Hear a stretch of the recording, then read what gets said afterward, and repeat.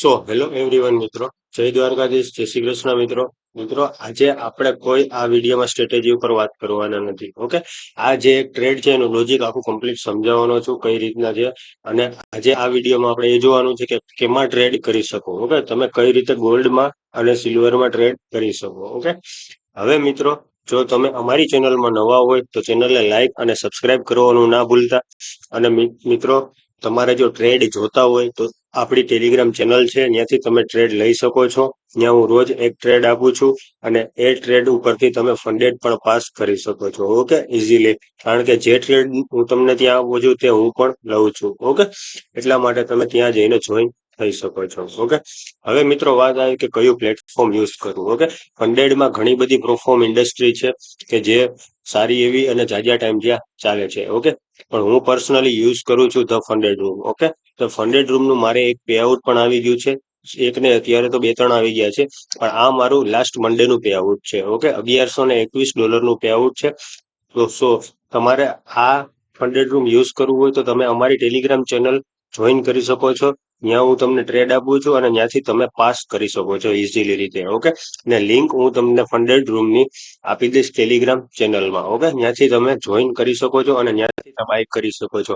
હવે બાય કઈ રીતના કરવાનું, તમારે અહીંયા હોમ પેજમાં જવાનું. આ મારું 110K વાળું 2 સ્ટેપ એકાઉન્ટ છે. ઓકે, એમાં $360 નો પ્રોફિટ છે અને મારી ટ્રેડ હિસ્ટ્રી પણ તમને બતાવી દઉં. ઓકે, મેં સિલ્વરમાં ટ્રેડ કર્યું છે, ગોલ્ડમાં 1-2 ટ્રેડ કર્યા છે. જો આ મારી ટ્રેડ હિસ્ટ્રી છે, કાલથી મેં આજ સુધીમાં આટલા ટ્રેડ પંચ કર્યા છે. ઓકે, કાલે જ બાય કર્યું છે. હવે તમારે બાય કરવું હોય તો તમારે કાંઈ નથી કરવાનું. સિમ્પલ શું કરવાનું છે કે ધ ફંડેડ રૂમની વેબસાઇટમાં જવાનું, અથવા તો હું તમને લિંક આપું છું ટેલિગ્રામ ચેનલની. ત્યાં જઈને તમે ક્લિક કરશો તો તમારે આવું કંઈક આવશે. પછી એમાં તમારે 2 સ્ટેપમાં જવાનું. ઓકે, 2 સ્ટેપમાં જઈને અહીંથી તમારે જેટલાનું એકાઉન્ટ બાય કરવું એટલાનું કરી શકો છો.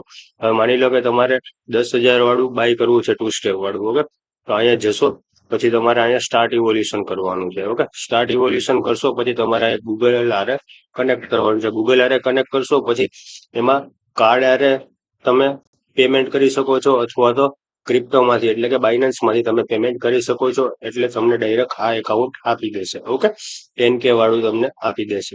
તો મિત્રો, આવી જ રીતના આનું એકાઉન્ટ એટલે કે ધ ફંડેડ રૂમનું એકાઉન્ટ બાય કરી શકો છો. ઓકે, હવે આપણે આવીએ કે આ ટ્રેડનું લોજિક શું હતું. અને મિત્રો, આશા રાખું છું કે તમે મારી જ લિંકથી ઓપન કરાવશો, બીકોઝ કે હું તમને ટ્રેડ આપું છું એ ટ્રેડથી તમારે પાસ થવું બહુ સરળ થઈ જશે. ઓકે, એના હિસાબે તમે મારી લિંકથી ટ્રેડ મારી અંડર ઓપન કરાવજો, જેથી હું તમને ઇઝીલી રીતે ટ્રેડ પ્રોવાઈડ કરાવી શકું અને તમારા ઇવોલ્યુશન સ્ટેજને કમ્પ્લીટ કરાવી શકું. ઓકે, આ કોઈ પ્રમોશનલ વિડીયો નથી, આ તમારા માટે જ મેં બનાવેલો છે ખાસ.